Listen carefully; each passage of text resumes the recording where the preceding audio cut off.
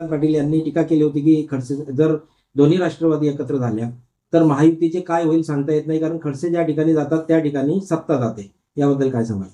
आता आमदार म्हणतात की सत्ता जातेमध्ये, हा आमदारांचा व्यक्तिगत प्रश्न आहे.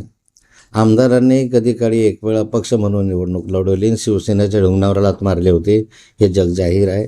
त्या काळातही सत्ता गेली होती. अपक्ष म्हणून उमेदवार शेवटी सत्तेमध्ये सहभागी व्हावं लागलं होतं. त्यावेळेस आमदार विरोधामध्ये होते, मी सत्तेमध्ये होतो. सत्तेचा खेळ तर असा चालणार आहे.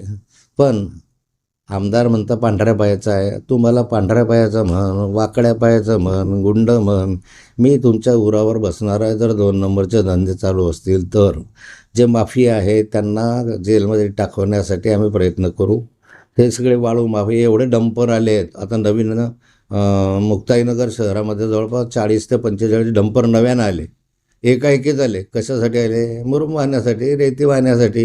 इथं काय उद्योग आहे? इथं काय MIDC आणायचे म्हटले आमदारांनी, किती आयुष्य अर्धा चाललं गेलं MIDCने आणले.